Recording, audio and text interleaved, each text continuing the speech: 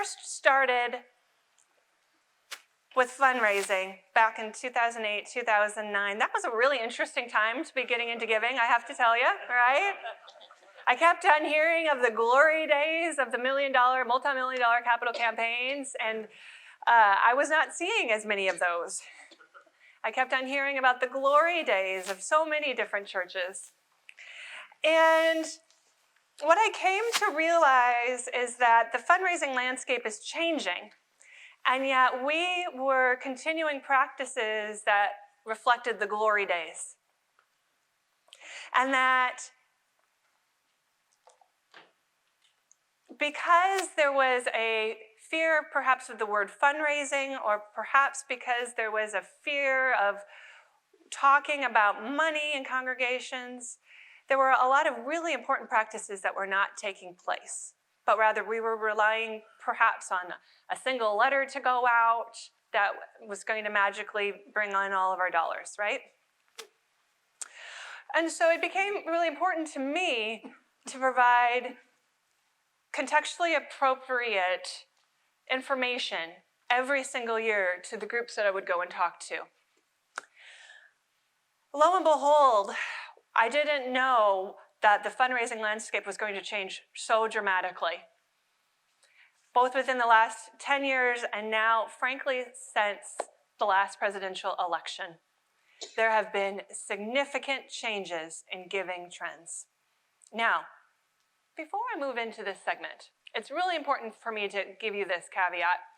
I am going to talk about the last presidential election, and I'm going to give examples of how different organizations have used these different donor characteristics. I am framing this in the lens of a stewardship as a contextual ministry, meaning that your donors have these needs and they have been impacted by the presidential election, and you have been impacted by the presidential election, no matter what side you fall, red, blue, or purple, right? I will not be making a case for a particular side of the conversation around politics, but I will be reflecting upon the impact. So I want you all to breathe easy that I will not be creating unknown conflict in the room, but I do ask that in the same way that you are going to be going to donors, meeting their needs where they're at, to trust me that I will be speaking in a language that can be heard by all too. All right? Okay. Changes in giving practices, last couple of years, and what you need to know about it in 2020. So since the last presidential election specifically, we saw a huge change in donor motivations. Suddenly, there were huge amounts of gifts going to advocacy-based organizations on both sides of the aisle. So the NRA saw huge gifts. The NAACP saw huge gifts. Pro-life groups saw huge gifts. Planned Parenthood saw huge gifts, right? And I began to wonder, so what's going on here? Initially, when President Trump was elected, I had a hypothesis. And I'm glad you have this on tape. My hypothesis was wrong. I had a hypothesis. I hypothesized that churches that aligned politically one way or the other and spoke about it from the pulpit were going to see increased gifts because people were going to start giving that way. But I was wrong. I can admit it. Rather, what I found over the past 2 years was that it was churches that were able to acknowledge these new donor motivations that emerged from that political situation, acknowledge those needs, and speak in a language where people could be heard that saw upticks in giving. What does that mean? It means you didn't have to be talking pro-anti-Trump on a Sunday morning, but you could say, I see that there is this happening. We are a church that believes this. Through your giving, we can work to repair and fix a broken world. Join me in giving. That's different, isn't it? And it's powerful. So what are the new donor motivations? The first was rage and catharsis. I'm sure none of you have experienced any rage on your Facebook feed or in the news. No rage. So much rage. So much anger. I've had anger. Have you had anger?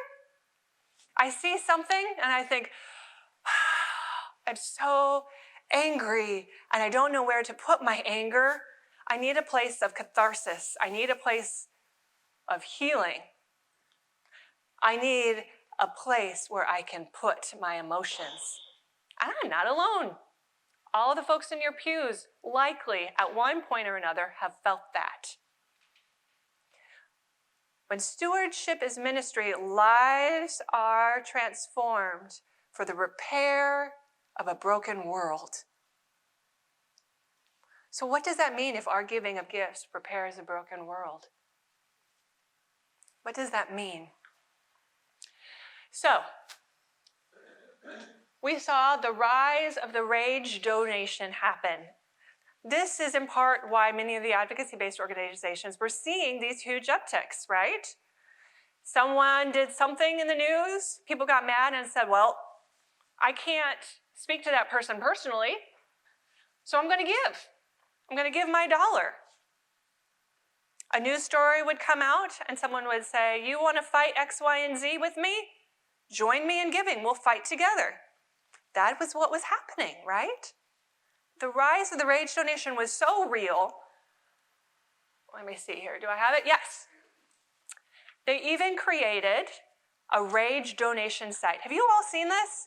This actually existed. Where, it's actually kind of genius. I wish I had thought of it.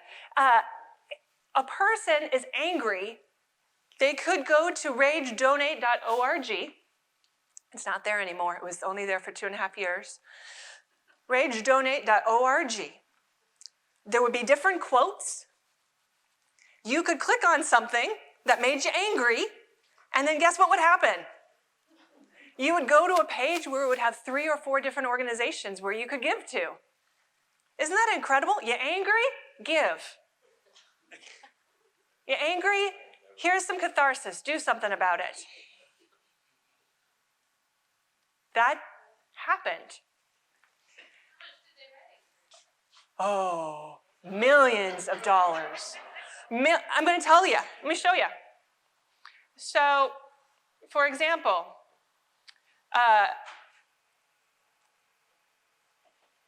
Seth MacFarlane. Do you all know who Seth MacFarlane is? Okay, he has some shows on the Fox network. So his livelihood is in companionship with Fox. He became angry about something that he heard on a Fox network news program. And he became so angry that he gave $2.5 million to NPR. That's a classic example of a rage donation gift, right? Did not move from Fox, but gave $2.5 million to NPR. We saw NAACP bring in $80 million, whereas in the past they had a hard time bringing in $20 million in 2017. It's incredible, the power of people's desire for rage and catharsis giving. Yeah, please. What impact does this have on giving to churches? It's like the beautiful segue. Here we go. So, when stewardship is ministry, lives are transformed for a broken world. So what does that mean when our baptismal covenant calls us to reconciliation and repair? What does that mean when you approach people and instead of maybe avoiding what's happening in the news, you are able to say, I heard this on the news. I know people are angry. Join me in giving. We are working to repair this broken world together. That is a very compelling way to talk about stewardship, isn't it? And it's different than join me in giving so that we can meet our budget this year. Join me in giving so that we can pay the clergy. Join me in giving because otherwise I don't know what's going to happen. That sets forth a vision, that sets forth a language that is deeply contextually rooted in the needs of your donors and of the parish, those in your pews. So we saw an uptick in giving to organizations, and it actually has a word. Chronicle of Philanthropy has coined it the Trump bump. I think it's kind of cute. It's a Trump bump. Organizations that saw an increase in giving to the Trump bump are now faced with the perennial fundraising challenge of how to keep those new contributors giving. And guess what they are doing? I was reading the Chronicle of Philanthropy in October, and I set it down and I started laughing. Guess what they're doing? No, but that would be a good one. They are employing strategies that churches have been using for years and years and years and years and years, that you all are already doing, right? They're working to meet people on a relational level, to have conversations, trying to move people from a one-time gift to a monthly occurring gift, right? Trying to look to keep good donor records and go back to see where there is attrition. What do I mean by attrition? Where are those gifts that have fallen away? And contacting people to see what's happened. Is there a pastoral ministry, pastoral crisis involved? Isn't that interesting? What to do about the Trump bump? So what they found also was that monthly donors were more loyal in their giving and more deeply engaged. Well, you all know that, right? I'm sure the people that just show up at your Lutheran church on a Christmas and Easter are far less engaged than those that show up every week, that give monthly, right? We know this to be true. You all have an edge that many nonprofits wish they had. You get to see your people every Sunday. And you get the opportunity to talk and engage and reach them in a deep emotional level. That is a huge opportunity. And so this is the next strategy that many are using, donor analysis. In order to know how to ask, the number one strategy that people are saying to do is donor data analysis. What is that? So the International Rescue Commission found that people are more likely to renew their lapsed monthly contributions within 3 months of it lapsing. Do you hear what is very common about what they're doing and what you all are doing? Right? But let's take it one step further.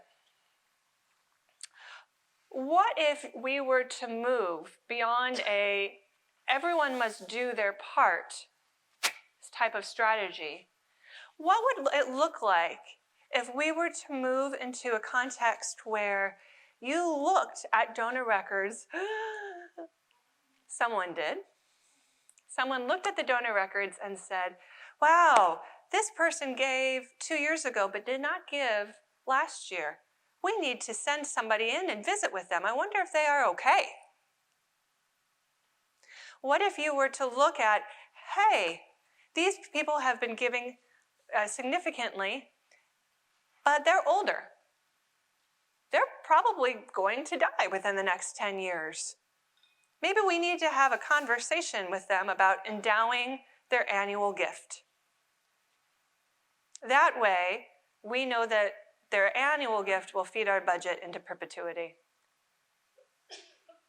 What if you were to look at your donor records and look at it generationally and say, okay, we know that generations respond to different language and different vehicles based on our cohort groups that we employed with these questions. Now we're looking at our records and we see that 20% of our congregation are Gen Xers, 40% are baby boomers, 20% are greatest generation. I don't think that added up to 100, so we'll have to put millennials for the remaining percentages. I think we're going to have to think about how to tailor our messaging in different ways to reach people where they are. What would it look like for you to have letters that were tailored to different generations? What would it look like for your Sunday morning messages to have representative groups? What would it look like for your one-to-one visits that I deeply hope that you're engaging in to have representative people meeting one-to-one? That's a bit about how you can use some data. It's not meant, I'm often asked, well, what's the difference between manipulation and pastoral ministry? I'm hearing laughter. I'm wondering how many of you were actually thinking that, right? What is the difference between manipulation and pastoral ministry? In part, the difference is this. You are seeking to meet their needs and not your own. You're seeking to draw them through an invitation, provide them with a community that cares and loves them, and invite them to a God that loves them and cares for them. Right? It becomes manipulation if you're out for your own agenda. It's a ministry when you're inviting them to bring their needs to Jesus. Any questions about data analysis before I move on to the exciting world of IRAs? Have any of you used data analysis in your own context? Offer it up. Oh, I see Nicholas, you have used it. Any others?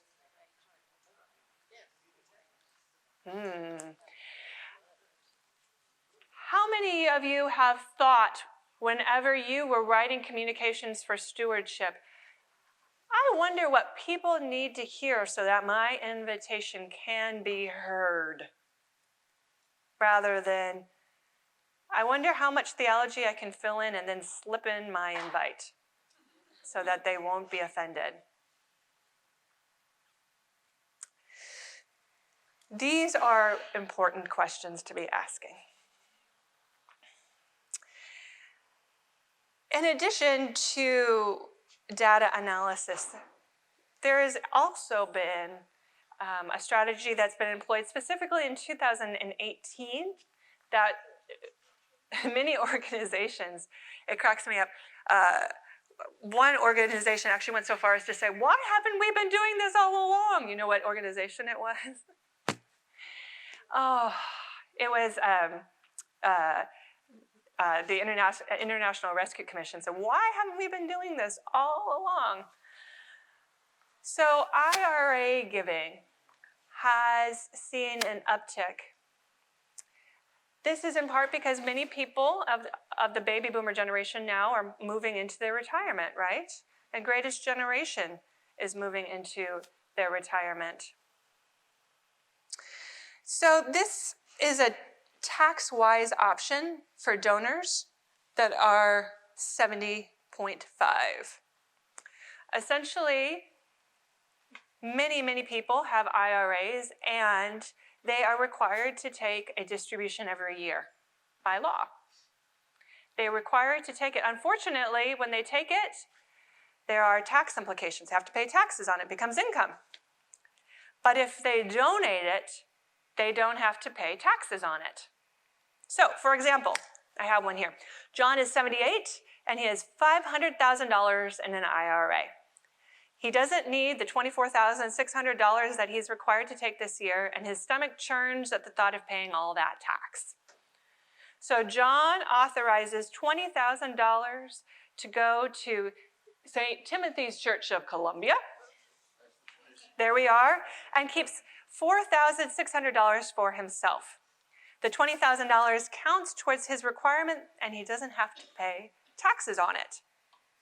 This is a wonderful way for people who have moved to retirement. Oftentimes we hear them say, well, I'm on a fixed income now, right? This is a wonderful way to say there are other options for you in your giving. And so this has seen a significant uptick. Charities feared that the 2017 tax law would lead to a drop in charitable giving by individuals. Now, 2017, because everybody feared it, there was kind of an uptick at the very end. People made sure that they gave all of their gifts. So there was a doubling of the standard deduction. $24,000 for married couples filing jointly like me would mean it wouldn't pay for them to itemize on their 2018 tax returns. Many feared that there would be less inclination to give. Have you experienced any of this in your own context? I've found that the fear outweighed the actual existence. But for some, what we saw was this. What we found were that people would bundle their gifts together and give a 2-year pledge. And providing that as an option for those is helpful. To say, sure, it's okay for you to give. We can meet you where you are. Does that make sense?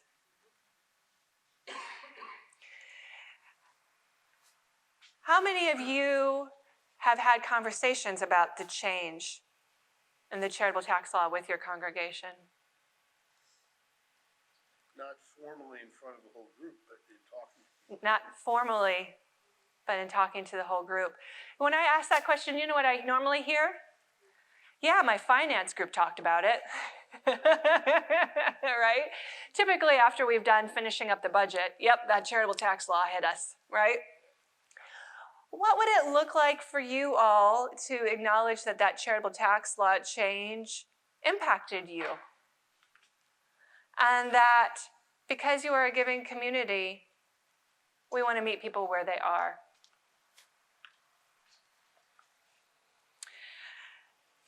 So what I've been asked a lot now is, well, with 2020 right around the corner, what do we do?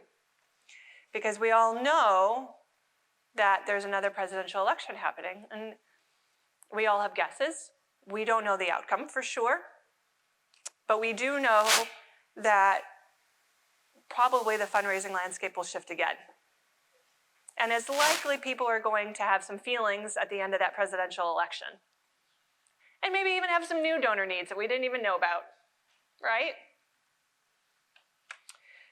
So one recommendation that I have for you all, and we're going to talk a bit more about annual giving strategies today, is to not just plan earlier, but act earlier this year. Consider moving your annual campaign to an earlier time. Consider, I know, poor Mitch, she's like, are you kidding? Okay, consider shifting your time frame this year. Because come October, you may see a rise in people giving to different candidates politically. And you might see a rise of people giving to social service agencies because their feelings around donor catharsis and rage will be real. You may consider then moving so that you are done with your campaign by mid-October or end of October. I know, but you can do it if you plan now. you may also consider what I talked about earlier, which is framing the language of stewardship not in the language of we have to do this to meet our budget.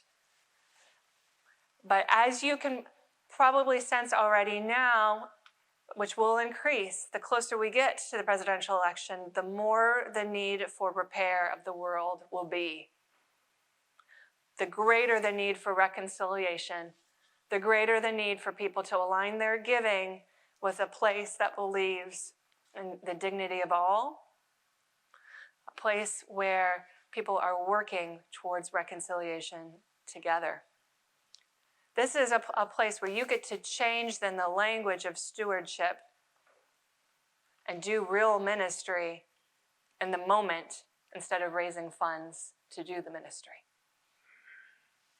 Questions or concerns for me right now? All right. I want you to take 10 minutes at your table and determine one strategy from the segment that you've just heard that you wish to bring back and implement. All right. One strategy that you wish to implement. And go. All right. Here we are. So picture it. Erin Weber-Johnson, age 26, 27. Green as green can be. And I am training up a group of people for once again, because I was cutting my teeth at capital campaign, although this could apply to capital campaigns, annual and plan giving. I was training up a group of volunteers on how to make an invitation. We were doing a capital campaign for a kitchen. And the idea was that there's groans. The idea was that this kitchen was going to allow this faith community to more hospitably welcome people and increase a sense of fellowship. These were sort of the core values that were aligned with this project. So I am doing my best song and dance to get these people trained up, and I send out this individual to meet with what was supposed to be the lead gift of the capital campaign. And guess what happens, Chip?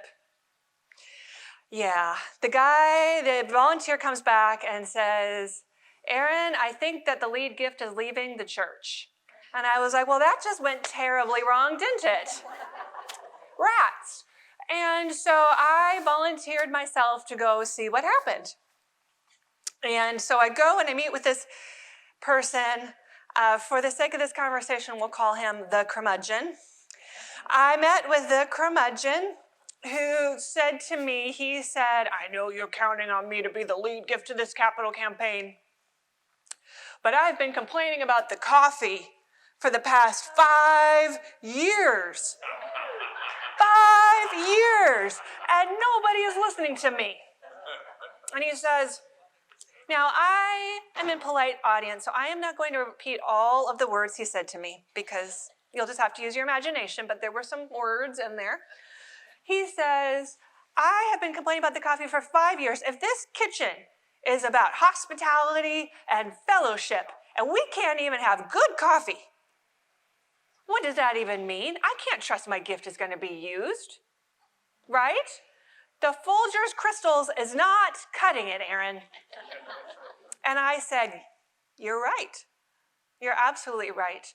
And I apologized to him. I said, I'm so sorry. It sounds like you haven't been listened to. I'm going to go talk. Now, in this church, I know in different churches, different groups of people do different hospitality. In this church, it was the ECW who was leading up the hospitality.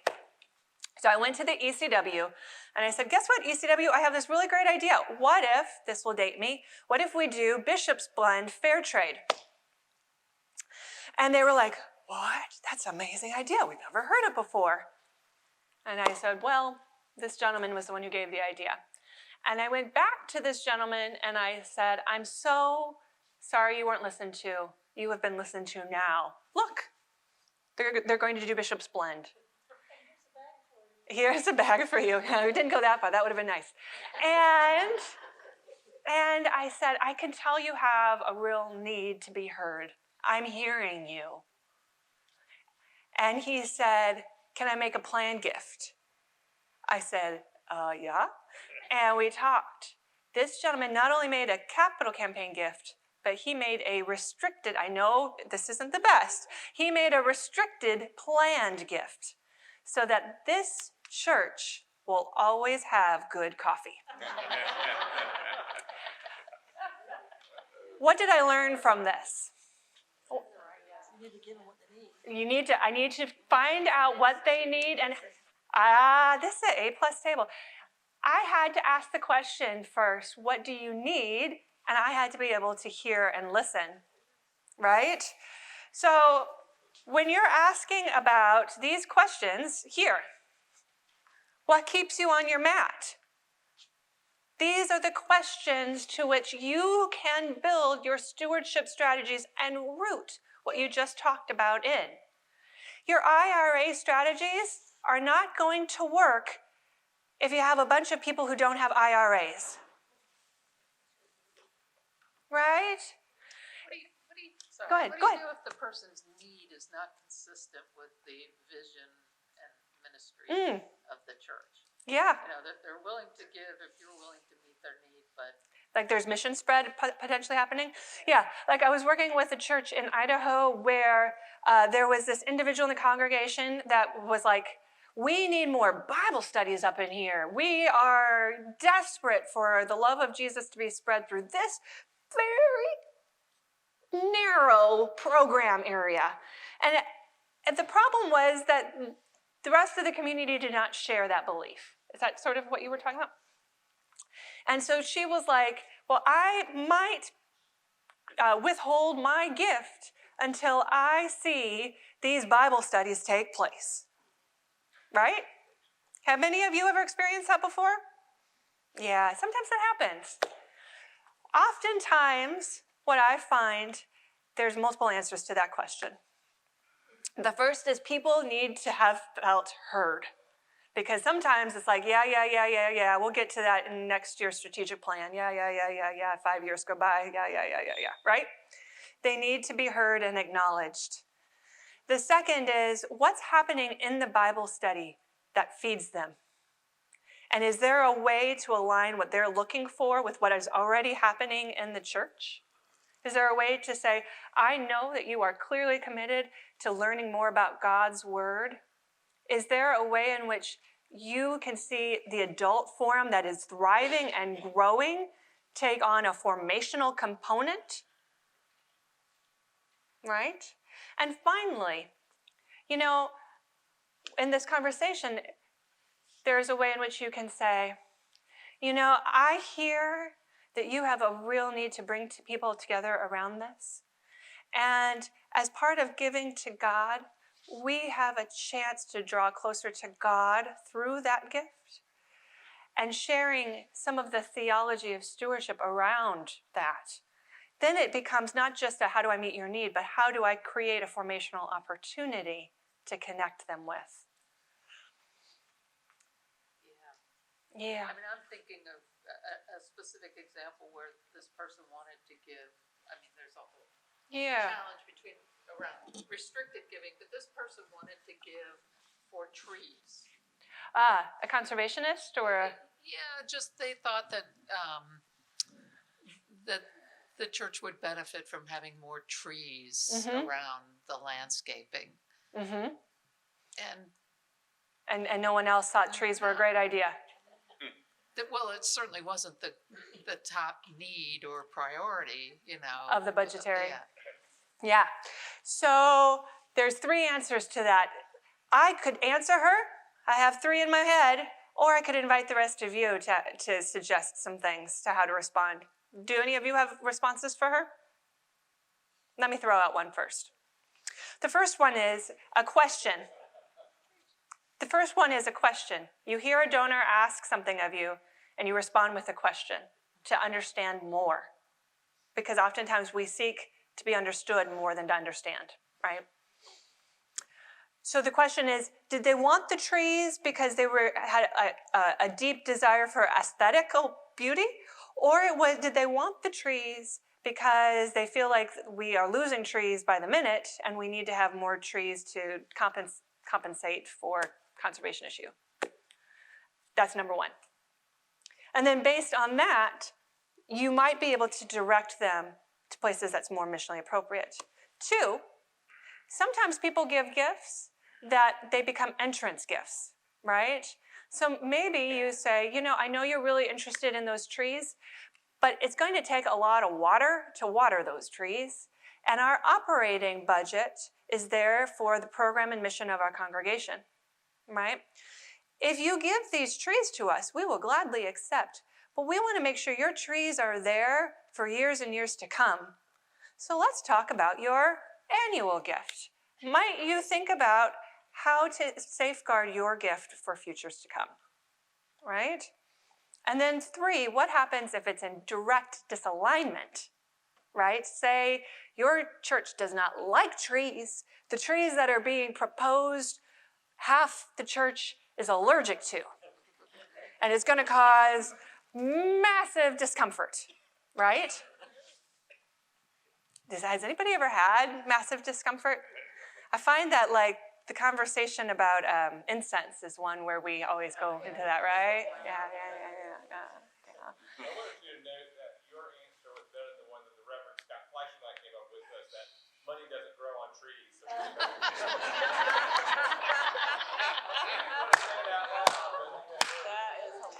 That's a slow clap. That's a pretty good one. For the recording, money doesn't grow on trees. Okay, that was perfect. So what do you do when a donor, how many of you have gift acceptance guidelines? Do you know what those are?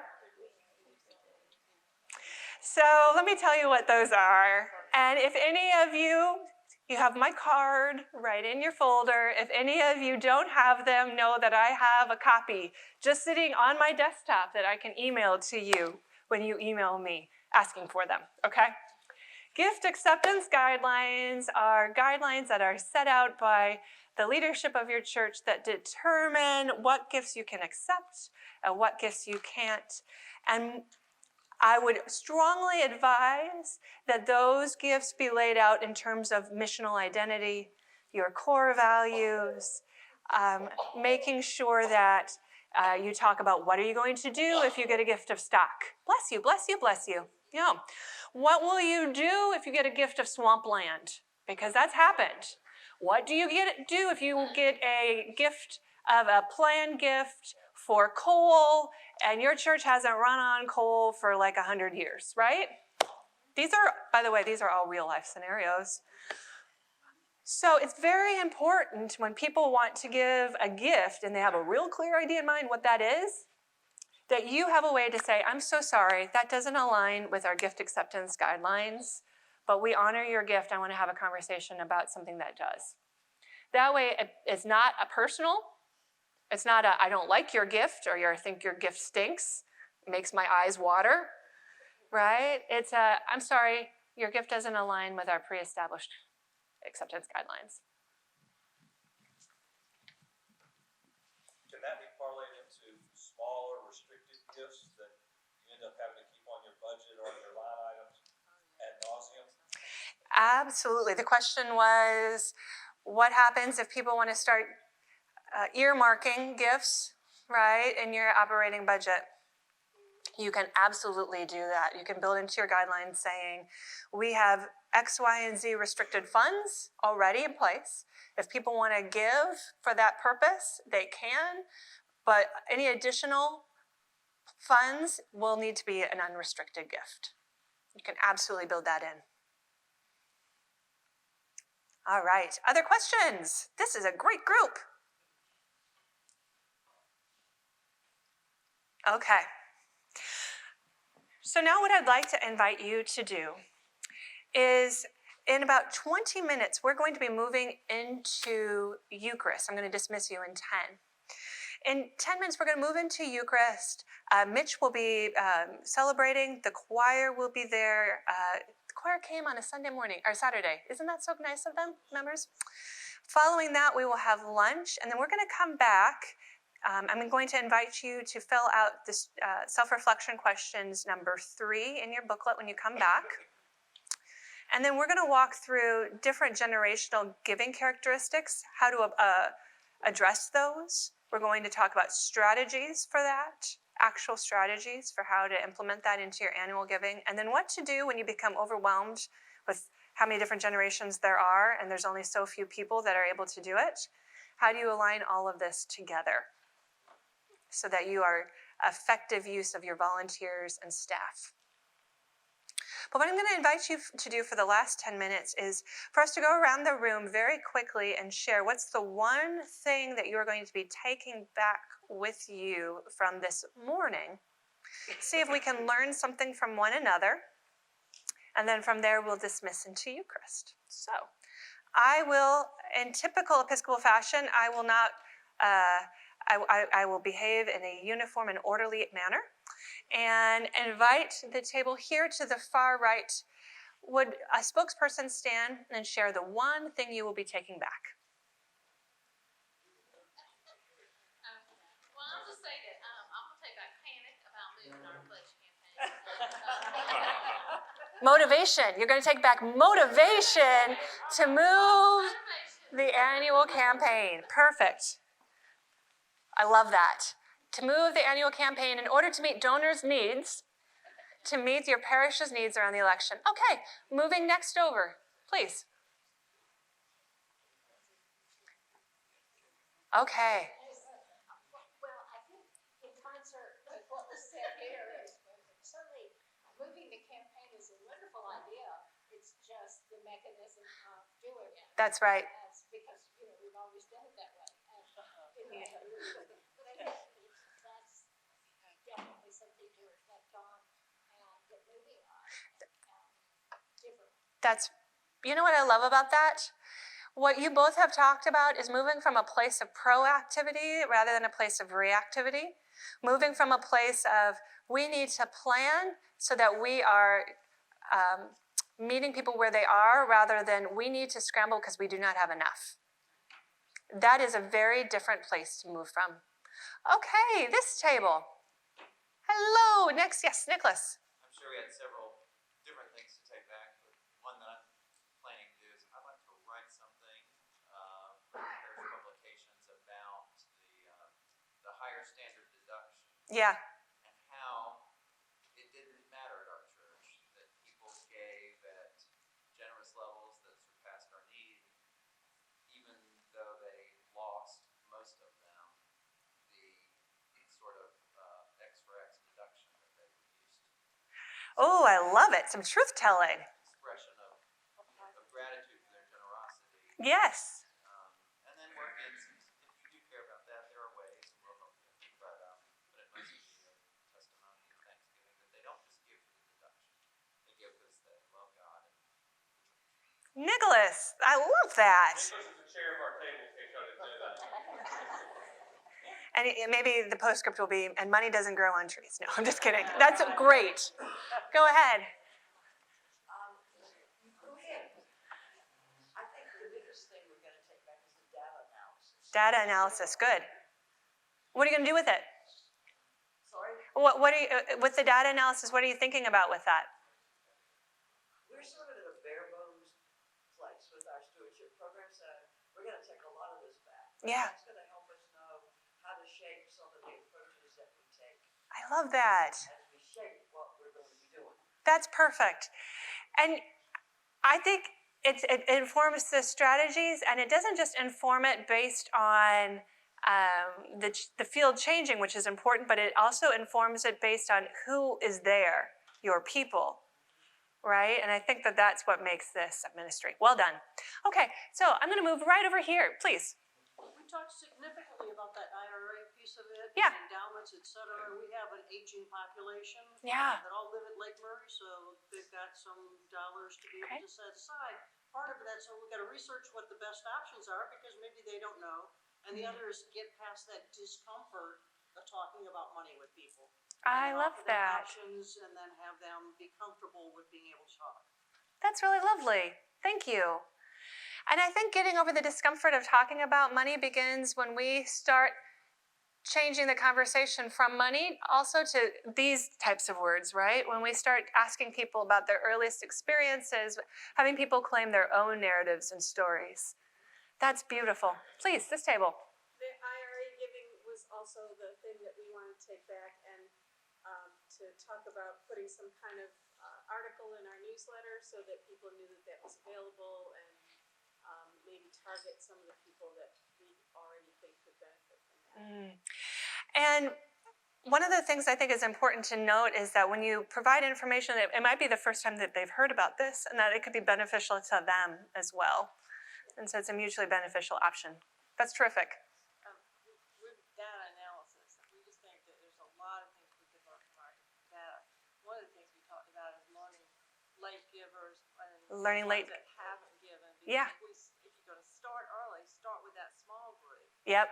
Start with them, and in that way, because most of the people do give. It's just those last 20% or 15%. So start early with them individually. I love that.